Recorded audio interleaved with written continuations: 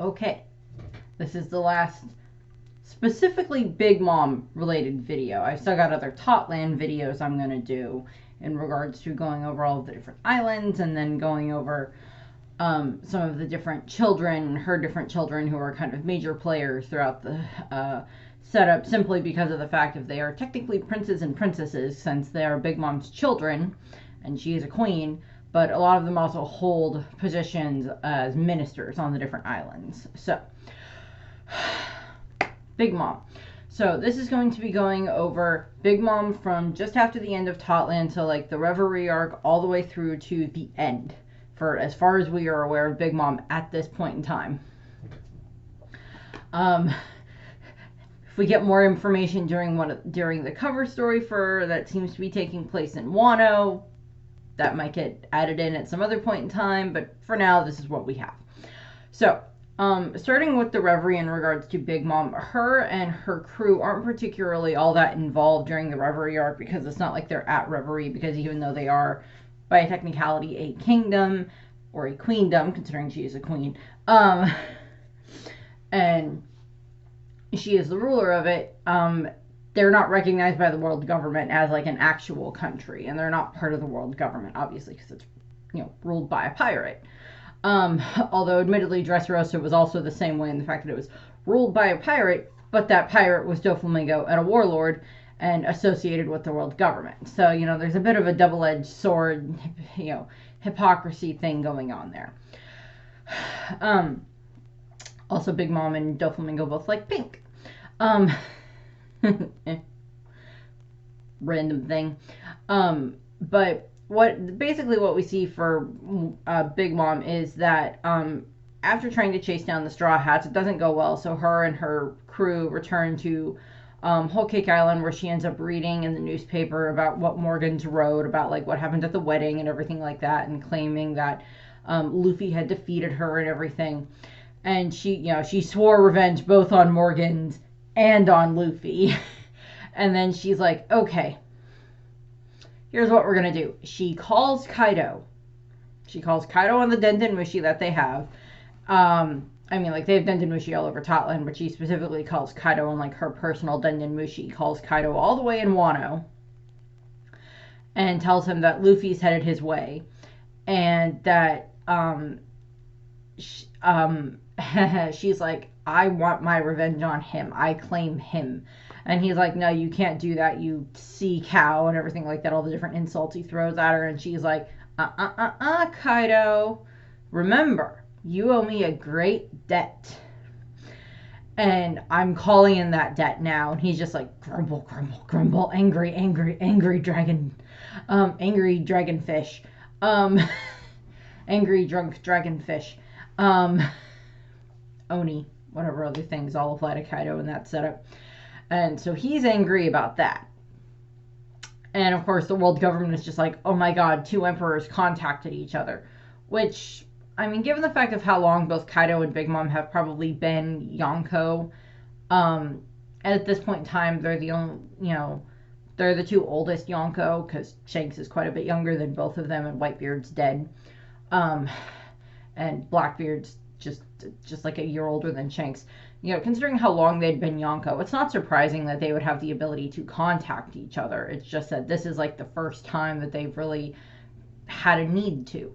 Although there is kind of the funny thought of like, so do they still have like, because like, obviously they've had Denden Mushi in the One Piece world for a while. We saw the Denden Mushi being used during God Valley. With like them using all the visual and, you know, Denden Mushi to be able to project what was going on at God Valley back to Marie's Wall for the other celestial dragons to watch. But also we saw Garp on the phone with the other Marines talking about like what was going on at God Valley and telling him that Roger was on his way.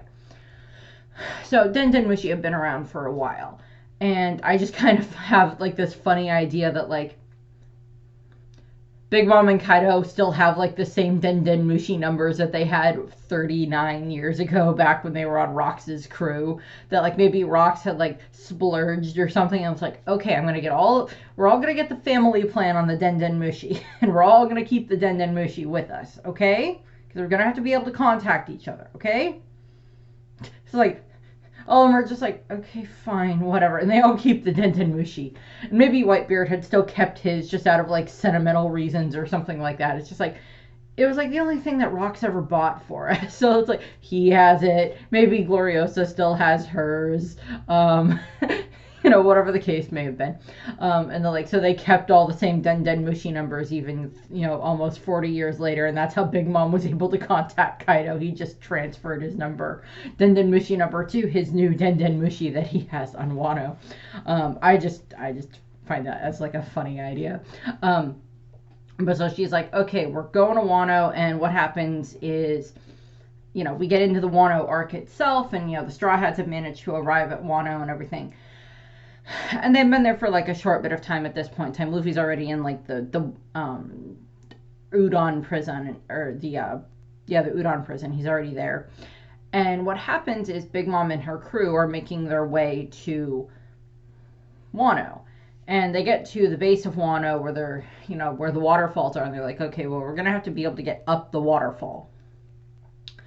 And they're like, okay. And she didn't bring all of her crew. She brought like a good chunk of it. Like we see a bunch of her children that we really didn't get to see too much during Totland. But like we get to see some of them. Flampe's being annoying in the background because that's just her default setting. Annoying little bitch that she is. But what ends up happening is, of course, they start trying to get up the waterfall by trying to, I think they use the same method that the Straw Hats did, where they try to ride the carp up the waterfall. That doesn't go super well. They get fairly well up the waterfall, and then King shows up in his pterodactyl form. It's just like, yeah, no, and just like knocks the ship off, and like it falls. And Big Mom gets sent flying into the ocean. Which, for any other devil fruit user, for the most part, would just spell disaster. But she doesn't die. She somehow ends up washed up on the shores of Curry, on the beach there. And she is found by Chopper, Tama, Kiku, and Momonosuke. And Chopper, of course, just recognizes her instantly because he, of course, went through the whole traumatic experience of having him chasing her and the rest of this and the Sanji retrieval team on their way out of Totland and everything. So he's very well acquainted with Big Mom at this point in time. And so he knows exactly who she is, and he's terrified that when she wakes up, she's going to recognize him and start attacking him and the other ones around him. Doesn't end up happening, though, because when Big Mom wakes up, she has amnesia. She's, like, lost her memories and everything.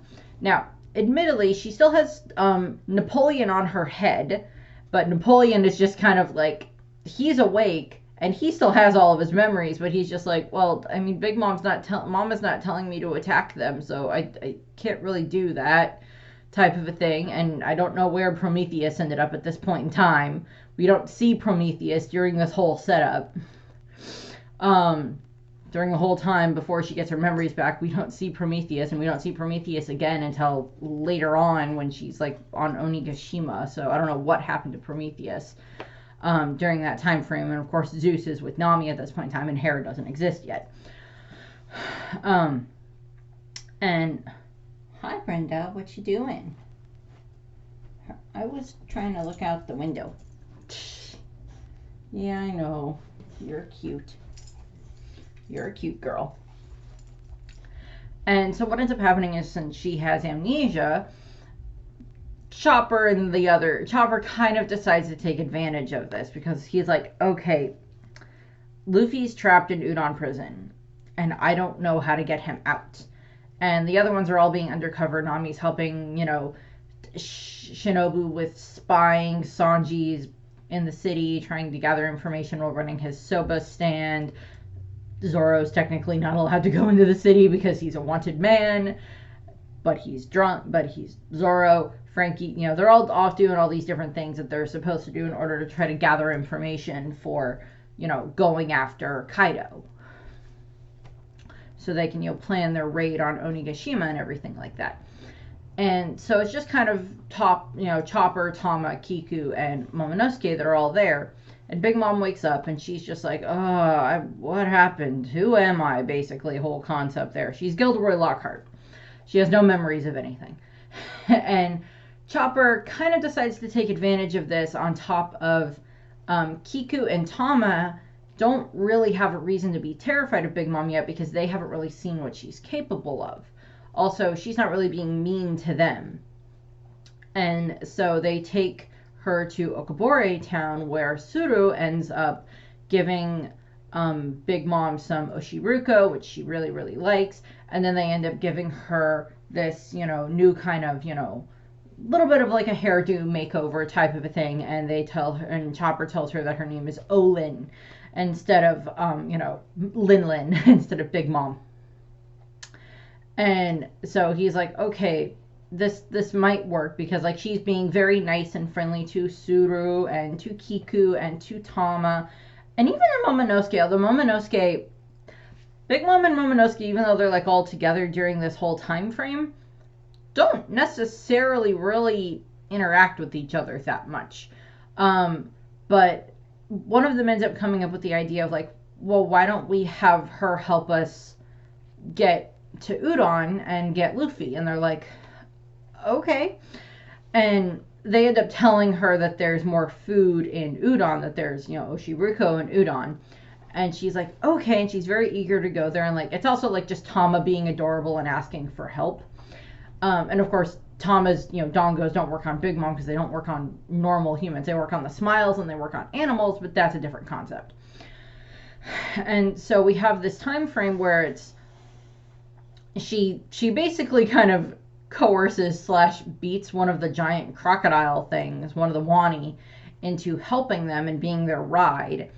Because at this point in time, I mean, by technicality, Big Mom, since she still has access to her powers at this point in time, she just doesn't remember that she has them, could have, taken a little bit of like soul power from something and plopped it into the crocodile and taken it over, but she doesn't do that. The crocodile is just kind of forced to help them because she beats it. And Tama didn't give it like a treat of any kind. So they're all riding on the crocodile on their way through, the countryside on their way to Udon prison.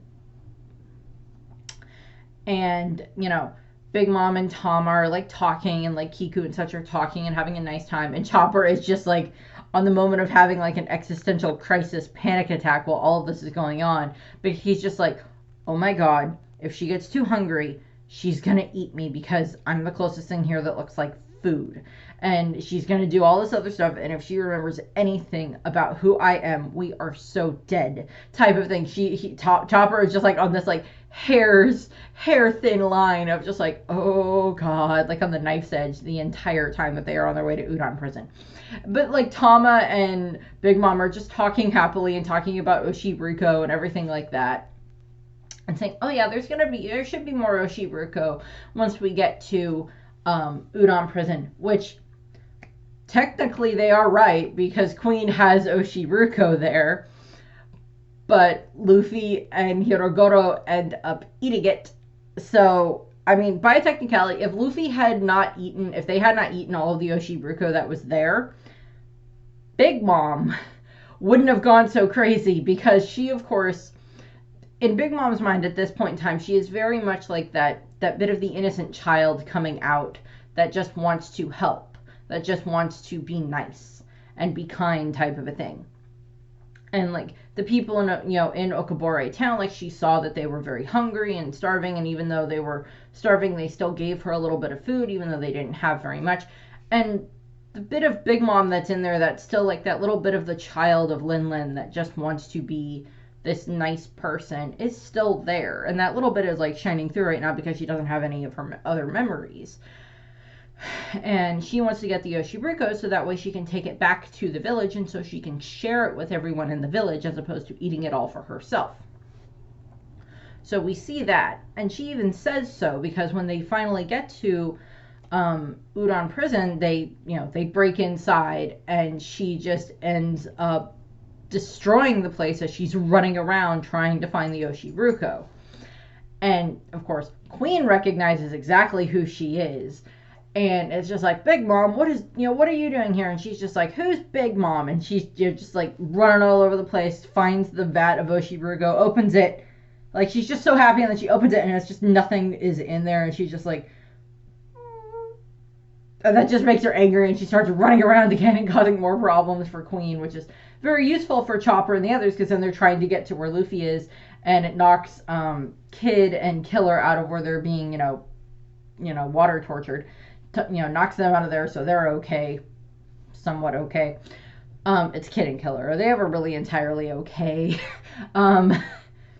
Is anyone in One Piece ever entirely okay?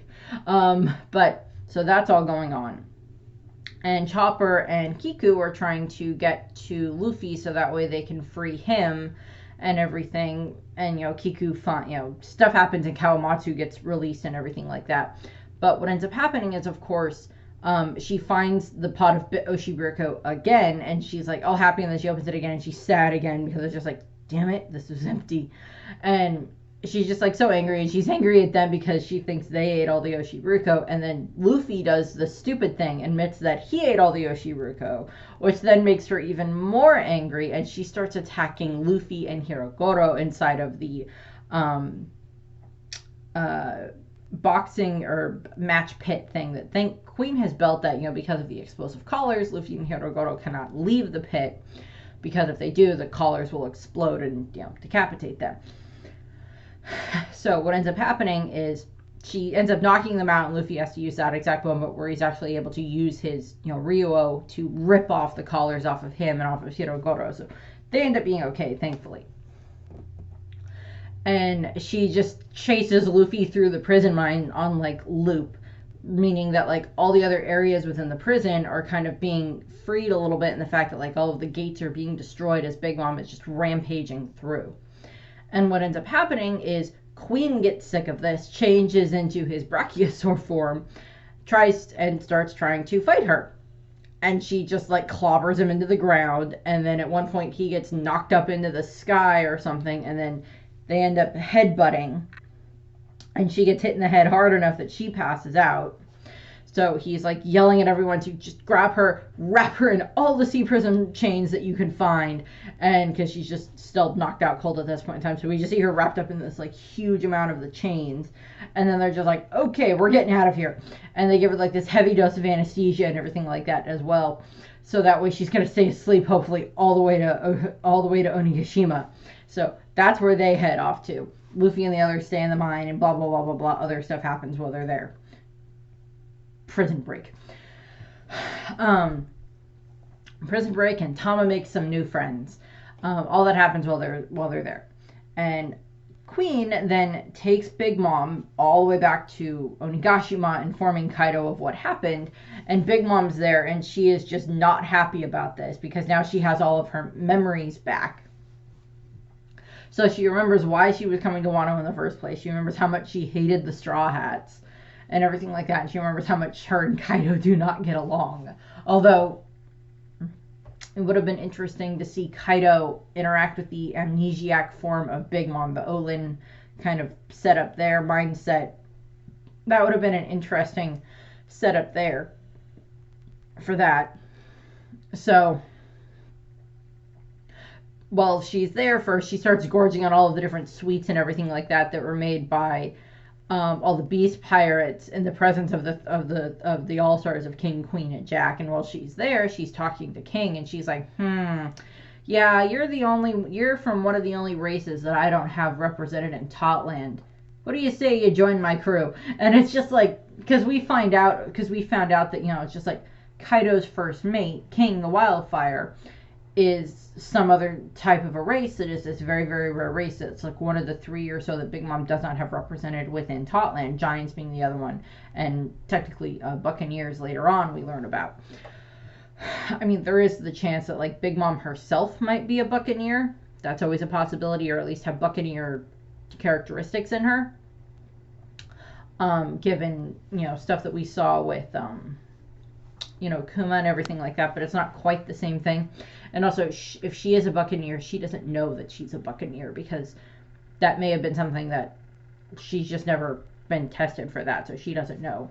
But what ends up happening is King just like, yeah, no, I'm sticking with Kaido. Although it would be interesting to see, like, okay, if Big Mom was trying to entice King into joining her crew, she clearly knows what he is. She knows that he's a Lunarian. Which, I mean, given her, spy network, it's very reasonable that she would know. But what ends up happening is, like, who would he, like, would she try to entice him to, like, join and, like, marry one of her daughters? I mean, like, which one would he be interested in marrying? I have no idea. Are there any of them that have to go with King's dominatrix, give, thing? Do we have any of Big Mom's daughters that have that same type of I don't know, Smoothie does that a little bit. Amande, maybe. But, so that happens. And what ends up happening is, she would forgive his attack on her ship if he joined the crew, and King just refuses. And, she's still yelling at them to, like, remove the sea prism cuffs, and that's when Kaido shows up, and then he orders them to release her orders his subordinates to release her, and they have this whole, they end up, Kaido's like, he reminds her that he had promised to kill her if she ever set foot in Wano, and then Big Mom's like, yeah, well, she has no intention to die, so they end up kind of starting to fight. She, like, pulls Napoleon out and activates him. And again, we don't know how she ends up getting Prometheus back. He just somehow shows back up again later, because I don't think we see him while she's trying to fight Kaido. We just see Napoleon. And what ends up happening is Kaido and her start fighting. And because of their Conqueror's hockey clashing, the skies above Onigashima, like, split in two and everything like that as they're, like, fighting. And the two emperors, they fight throughout, like, the entire night and everything like that. And eventually, after a few days, they just end up deciding, it's just like, yeah, we're not getting anywhere with this. Let's form an alliance. Okay. And that's what they do. They form an alliance. And it's just like, okay, yeah, we'll have the Beast Pirates and the Big Mom Pirates form an alliance for now. And after we found, we'll join forces and we'll find the One Piece. And once we find the One Piece, then we can go back to trying to kill each other. Just like, okay, I guess that's one way to try to pull it off. So that ends up happening. They make that, that decision. And then on the day of the Fire Festival, the next time that we kind of get to catch up with what's going on, is we see Big Mom getting all dressed up and preparing to, getting in this very pretty kimono and everything like that, with, like, a bunch of the ladies that, like, work in the pleasure hall, probably, like, underneath Black Maria, are, like, helping Big Mom get all nice and pretty and everything. And getting her all ready for the big announcement from Kaido and everything like that. Unfortunately, what ends up happening is, while she's getting all ready, the Brachio tank comes by with Chopper in it, and she recognizes Chopper because she happens to look out the window at that point in time, recognizes Chopper, and goes into Big Mom Rage mode, and she starts trying to chase after Chopper and, Usopp and the others that are inside of it. And while that's going on, Prometheus has gone off and ends up finding Nami and Carrot and Shinobu, and Nami having Zeus and everything like that, so they're chasing after her. And Linlin starts to, like, release the little bits of, like, her soul into a bunch of the different okay, so here's one of the side note. One of the questions that I have about Big Mom is, in regards to her soul fruit power, is obviously we've seen her be able to put chunks of her own soul into things. She did this with Zeus and Prometheus and Napoleon and Hera, which she will do shortly. And I think those are the only ones that we know specifically have her soul in them, have, like, a good chunk of her own soul in them. She puts her own soul into herself, from, like, a year of her own lifespan into herself during her fight with Law and Kid, which I'll get to, but it's a bit of a different thing. So we see her dropping little bits of, like, soul power out of her fingers and into a bunch of the different random things that are around Onigashima, because it's supposed to be a reference to all the different, like, possessed spiritual or stuff like that items that are, like, in people's homes and stuff like that. Digimon has a scene where they reference the same thing. with them turning into like the little monsters and everything like that, like haunted shoes and lamps and an umbrella and drawers and dressers and stuff like that. So the question that I have is, does Big Mom just happen to be able to have bits of other people's soul from like the, the leave or life thing that she does, that she happens to have little bits of those souls still inside of her for her to use later on, so she doesn't have to use her own soul if she has to make more homies on the fly? That would make sense, but not exactly sure. So she's chasing all of them and ends up chasing Nami and Carrot and making all the little, new homies and everything like that. And chases them out into the performance hall where she has grabbed Zeus during this time frame. And, it runs out and has Nami and Carrot trapped, has Zeus back in her hand, and is, she's burst into the hall and everything like that. In the manga, I think it's this great double page spread with her bursting into the hall and everything like that. And I think they did a good job with that in the anime too.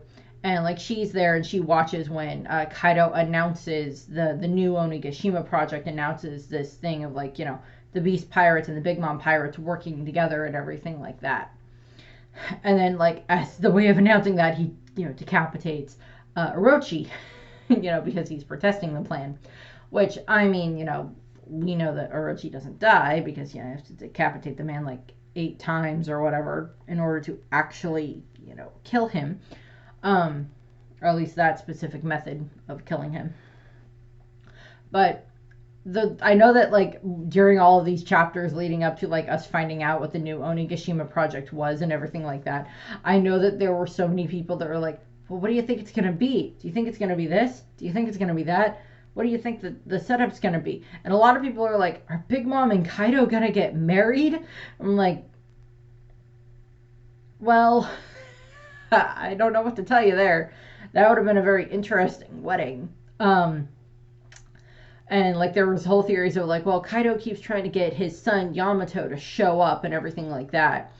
And I mean, initially we thought that maybe like Big Mom's crew were going to be able to like use like the Mogura port, the mole port, to come up and like get their way into Wano, so they would be there during this fight against the Straw Hats and the Scabbards and all the samurai and everything from Wano. And that doesn't happen. The only one that ends up making it up there is Perospero, who we'll see in a little while. But yeah, like Perospero is the only one that manages to get up there because the boat tries to go up again, and then it gets knocked over by Marco and sent flying. And I'm one of the ones that wanted it to happen a third time, where it just gets knocked off the waterfall a third time by something. I don't know what, but something, and sent flying. But what ends up, we were all like, are like one of Big Mom's children going to marry like King or Queen or Jack or something like that? Or are Big Mom and Kaido gonna get married? Is Yamato gonna marry Smoothie? I mean, like, whatever the setup was gonna be, there were like different theories flying around until we finally saw what Yamato looked like, and had like the introduction to Yamato himself and everything for that setup. But there were like theories about that for a while, and then of course there's the whole theory that like Big Mom was Yamato's son. Was Yamato's child with Kaido. There's still the whole theory that like Katakuri, Daifuku, and Oven are like Kaido's sons, and that they were conceived while they were on Rox's crew as, together. There's a whole bunch of theories about that. But what ends up happening is, of course, they announce what the actual new Onigashima project is pick Onigashima up and drop it on the flower capital. And Yamato will be the new shogun of Wano. And we'll have all of Wano enslaved and making even more weapons for Kaido to sell and use. But what ends up happening is, of course, so that's basically when like the huge battle starts on the live floor. And, Big Mom ends up, is confronted by Luffy, and he starts trying to attack her. And, she's like mocking him for trying to take down Kaido, so he attacks her and everything like that. And, he still states his goals, of course, to become the Pirate King. And, of course, they have all of the different, samurai and everything following them to help them and everything.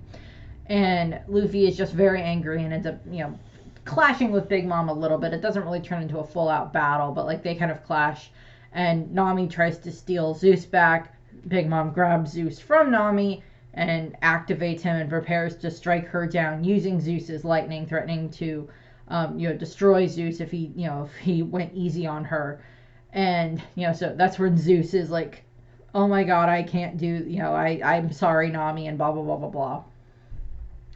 And tries to attack Nami. Thankfully, that's when Brooke and Frankie show up, arriving on the FRU-5, the motorcycle, and fly across the floor and just right in the Big Mom's face after like Brooke slices through Prometheus and Zeus, or one of the two or both of them, and just rides the motorcycle over Big Mom's face, which I love. And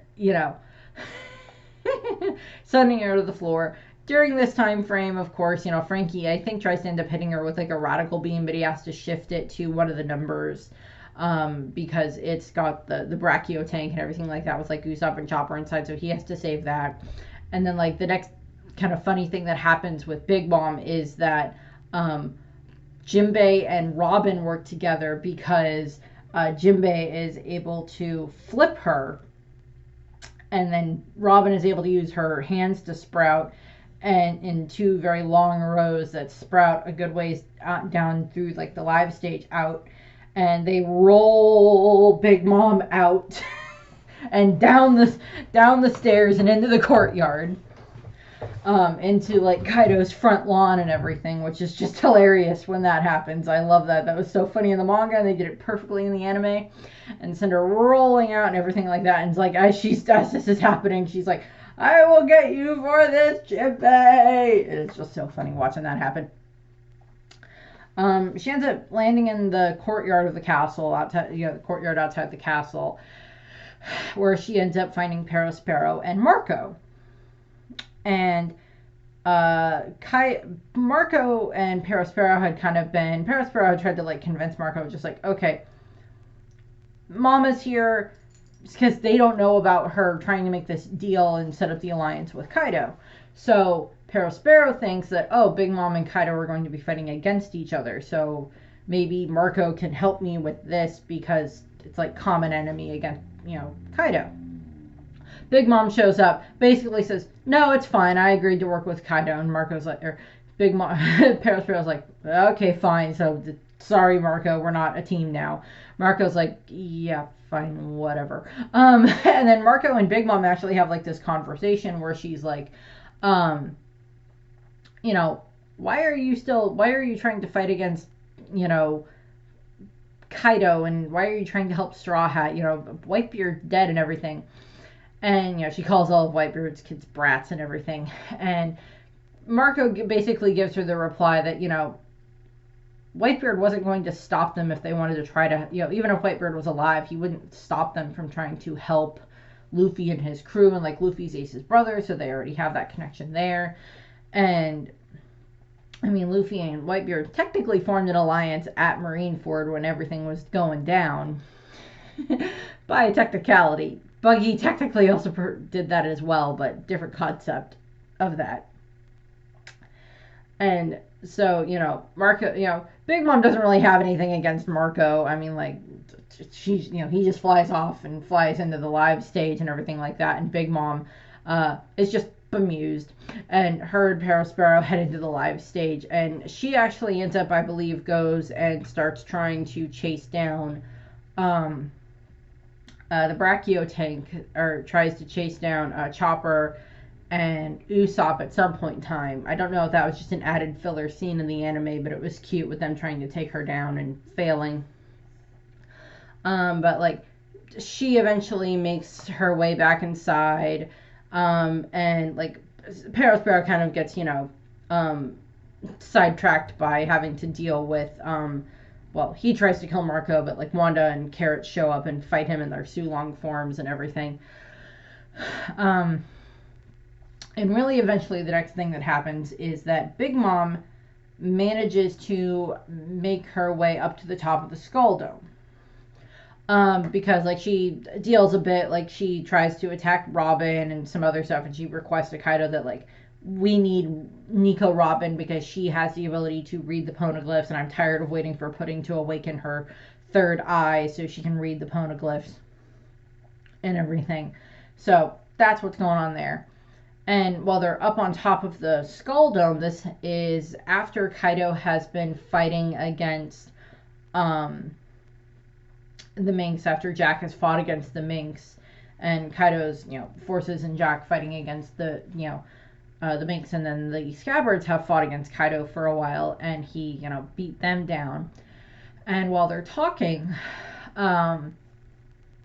Kaido and Big Mom, Big Mom's just kind of sitting there waiting and resting while Prometheus has like returned to her at this, come back or whatever, and like he's, Prometheus and Zeus are able to eat like the flame clouds and stuff like that to like get their energy back up and everything. And Big Mom and Kaido are just sitting up there talking like old friends and everything. And what ends up happening is she's like, yeah, well, they reminisce about being on Rox's crew and how she saved Kaido's life by giving him the Uenomi model Azure Dragon, so that way he would be, he wouldn't die when everything that happened on God Valley, which we still don't know the full backstory for, but we saw bits of it. And we also know that Big Mom did not have the fruit for very long before she would have given it to Kaido in order to save his life. So that's saying something there, in regards to like the relationship that they had way back then.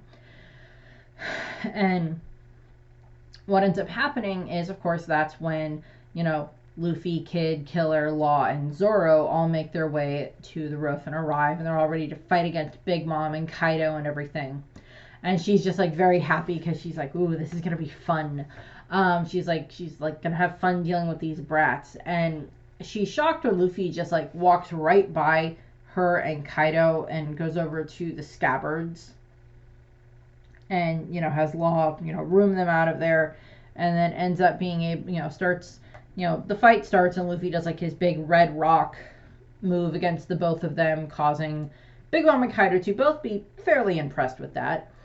And so they start working their, the battle starts, and they're kind of going back and forth on like who's attacking who when and everything like that. And like Luffy and Law have kind of worked together enough with fighting Doflamingo that they're good at working together, and like Luffy and Zoro, of course, good at working together, and Kid and Killer are good at working together. But it's like Kid and Law at this point in time really have never really fought together. So so way back at Saba Odi, the three captains did technically fight together against the Marines, but this is, a bit of a different situation here. And much more dire situation here. And so they're trying to, fight and figure out how to fight against Big Mom and Kaido all at the same time. And eventually, of course, Big Mom at one point, and I love this thing, where she just like, giant fireball attack at Kid, Killer, or at Kid, Law, and Luffy, and they're just like all just like aiming at him, or all of her fire attack are aimed at the three of them. They're just like, whoever moves first is chicken. And like they are just so stupid with this because they all just end up getting hit, and both Zoro and Killer are just like, oh my god, you guys are idiots. And that proves exactly that, like, while Law may see himself as being smarter than the other two, and by a technicality he's still prone to being an idiot. So they have that moment there. And it also just shows of just Killer just looking at Kid and going, why do I follow this man? Yeah, he's my best friend, type of a thing, in regards to that situation. And Zoro just chastises Luffy, which is just funny. So that's all happening. There's also the moment where Zoro is able to actually cut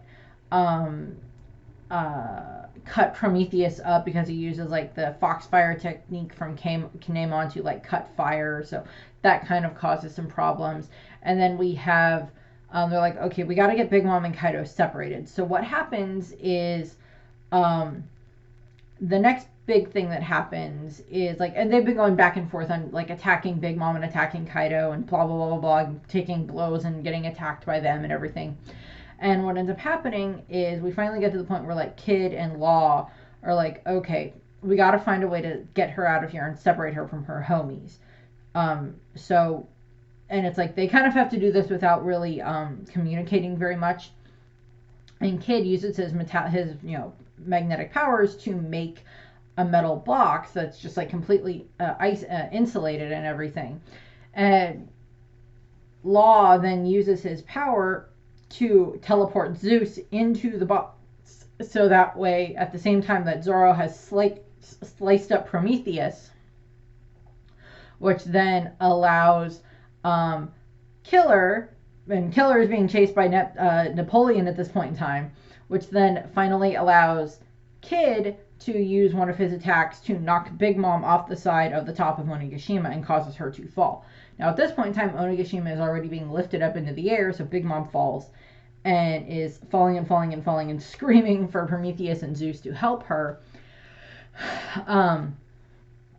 And ends up, lands in the water, but she ends up, Prometheus manages to come down and save her, and Zeus is still trapped inside of the box. Phenomenal cosmic power. Itty bitty living space.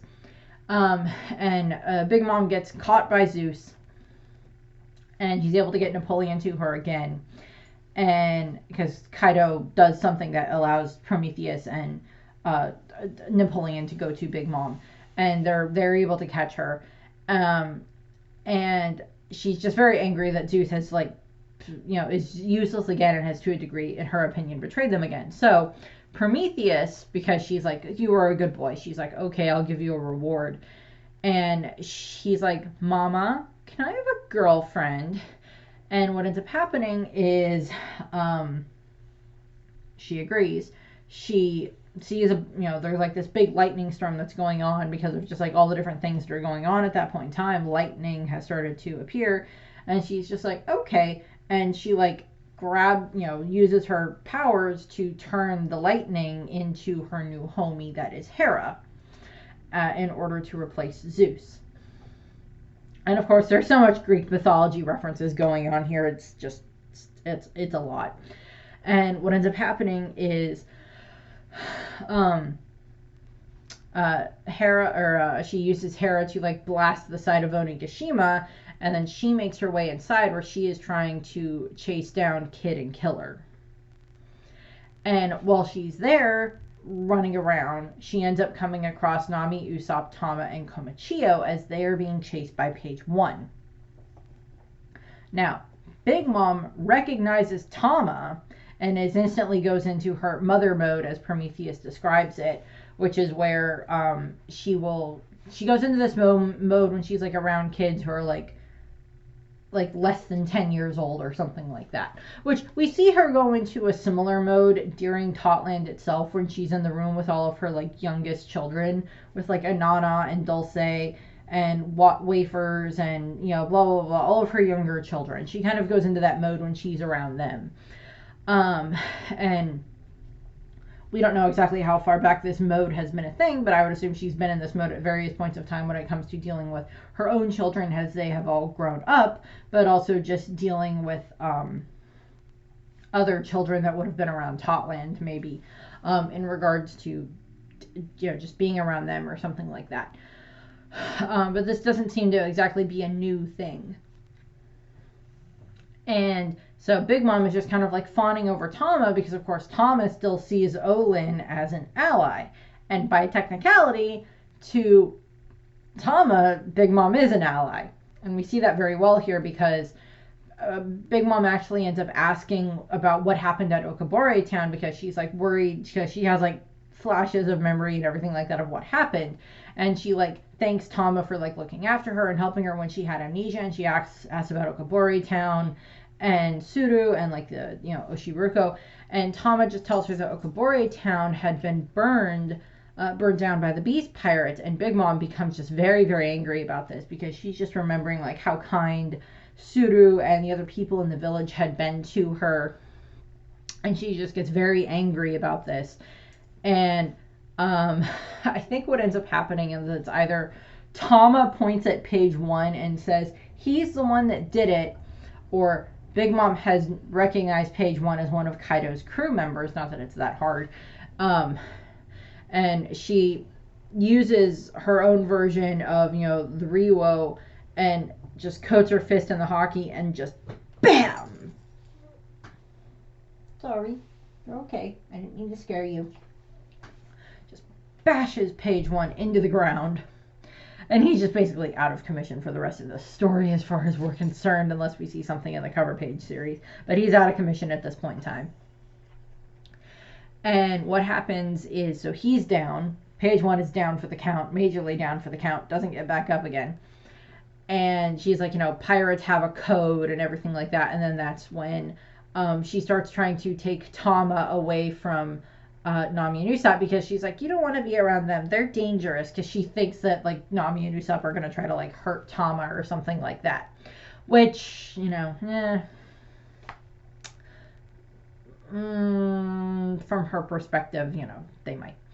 And what ends up happening is, you know, so she tries to keep, you know, keep Tama safe.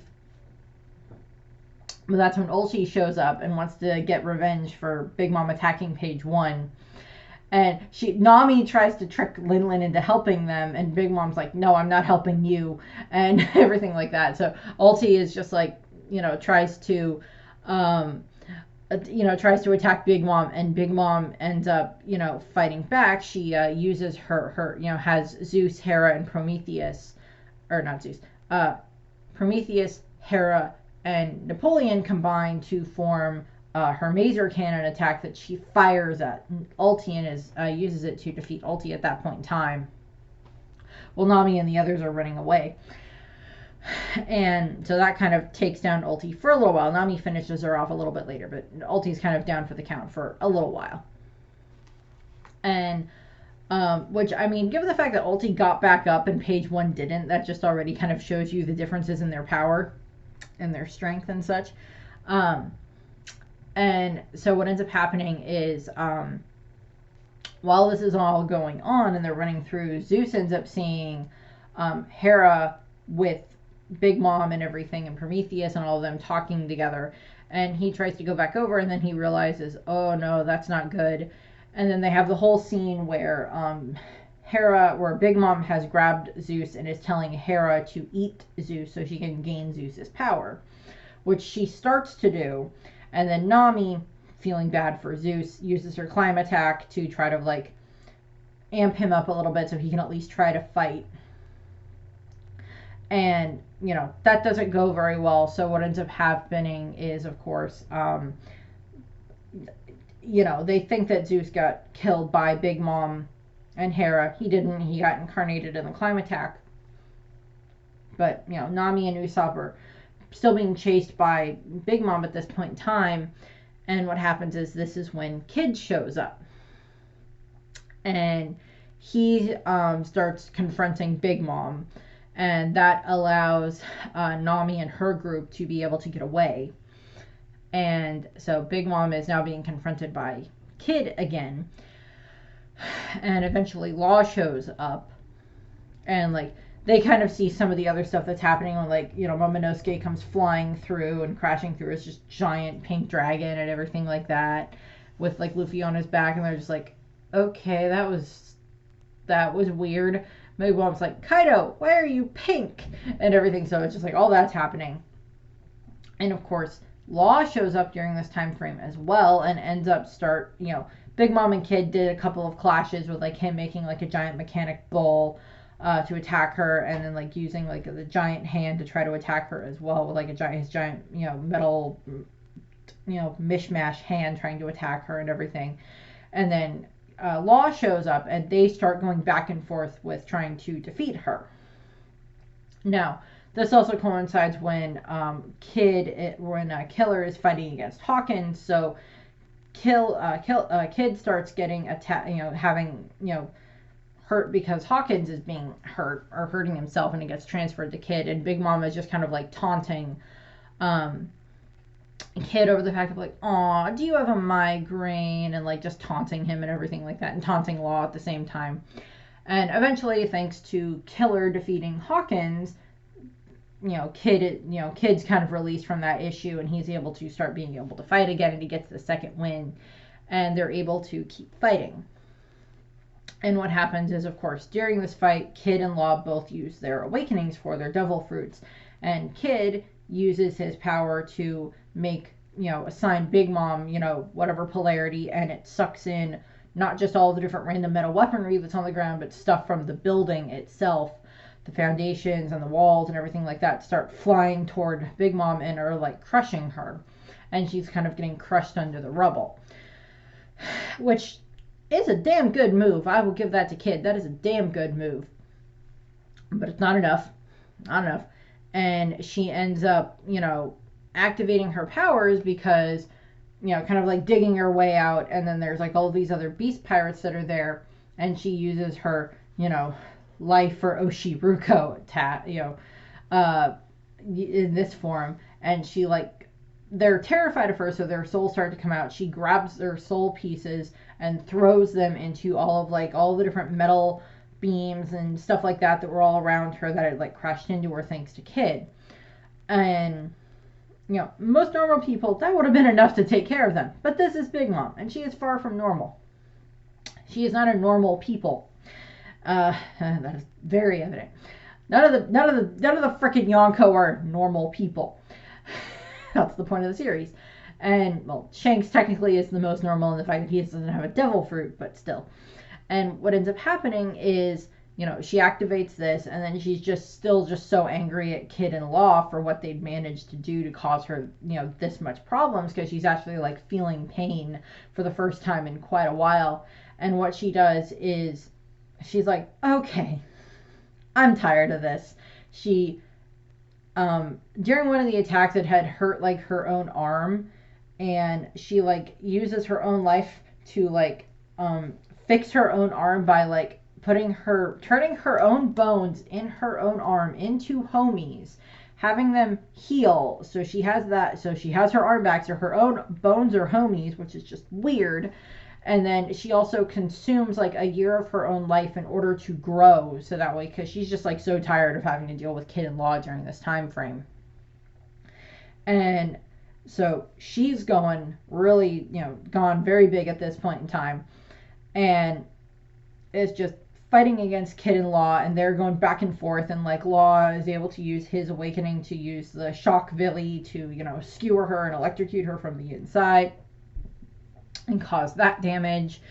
And so they're going back and forth on being able to cause fair amounts of damage on Big Mom while all of this is happening. Then what happens is Kid makes his the punk railgun attack, and the climax of the battle is that Kid makes his punk railgun attack, and Law is able to set up something to the point where okay, so there's several things that happen all at once, because they go back and forth, and we cut back and forth between this fight and what's going on with some of the other stuff around Onigashima, with Luffy fighting Kaido, and Yamato trying to deal with all of the bombs and the Kanzenbo and everything else like that. And what happens is Law and Kid, by working together, are able to finally get Big Mom enough on the ropes that she uses her power to combine all three of her main homies at this point in time, Hera, Prometheus, and Napoleon, merges them together into her misery attack. And, gathers them all together, merges them, and then uses that to try to attack Kid and Killer. Or not Kid and Killer, Kid and Law. And that attack is very powerful, but Kid and Law, by working together, are able to... Kid makes his punk railgun and uses that to fire down at Big Mom, and Law is able to use his power to wrap her in his R room, so she will be in this quiet place, so she can't call out to her homies for them to be able to save her. And by doing all of this and setting this all up this way, they knock her through all the rest of the floors, through the bottom of Onigashima, past the bombs where Yamato is, and the bombs fall with her, as does the Kanzenbo that has shown up at the same time. And they are able to she falls, they fall, everything is falling. And because of her not having her voice, because of her being trapped in the art room by law, she's not able to call out to Prometheus or Hera or Napoleon in order to try to save her.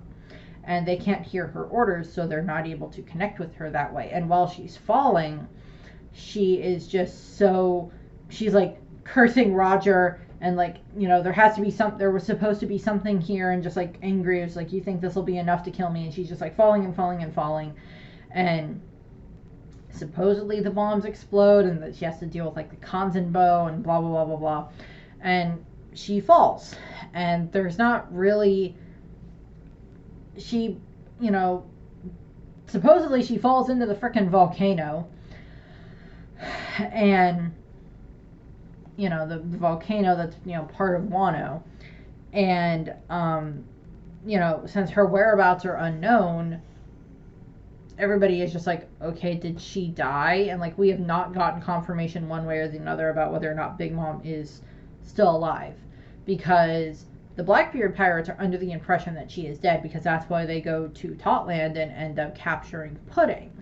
Why Kuzan and Augur go and capture Pudding and bring her back.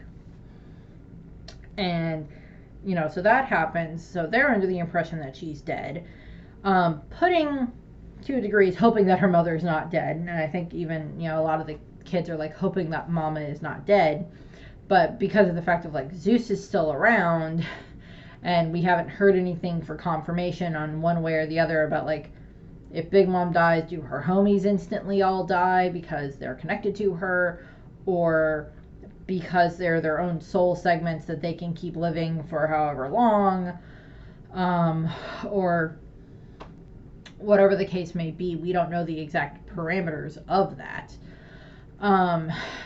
Are they Horcruxes? Can they hold her to life? They're very similar to Horcruxes since they're made of pieces of someone's soul. And so there's like all of that concept there that goes into that. So it's just like, okay, we don't know if Big Mom's still alive. If she is, there's the possibility, because like her children were still there in Wano. They retreated, but like maybe they found a way to get Big Mom out of the volcano, or something happened, or Kaido and Big Mom, because we don't know about Kaido either, they could both still possibly be alive, just very badly injured from their fights and from falling into the volcano and everything. And they could show back up later, we just don't know. We might get something of that in the cover story that's just started with Wano, that I think will have its like second cover page set up like the week that this goes up, but I really don't know. And until we get more information, I can't really say definitively one way or the other whether or not Big Mom is dead or not. I mean, I like her enough that I wouldn't be mad if she was still alive, but I'm also like, Oda has been killing more characters, so it's just like, if Big Mom and Kaido were both dead, then it's just like, okay, well, where are their devil fruits, and where could they have ended up, type of a thing. And like, where Orochi's devil fruit is, and where Kanjuro's devil fruit is, all these other devil fruits that they need to find and take care of, so that way the bad people don't get a hold of them again. And that maybe some of the I was trying to think of like who would be a good person. I know that a lot of people give like Nami the soul fruit in fan fictions a lot, and I mean, like, she might be able to pull it off well, but I'm like, I was trying to think if there would be anyone else that would be a good one to give Big Mom's devil fruit to, but it's also like, I don't know. Well, we'll just have to see what ends up happening with Big Mom and Kaido to a degree, for whether or not they're still alive. But it'd be interesting to see what happens, or however that ends up going. So that's what I have. Okay, by technicality, Big Mom does have like an appearance in Film Red, but it doesn't really amount to much. It's just, oh, bring me Uta. Oh, that didn't work. Katakuri, go save your sister and brother. That's basically what happens.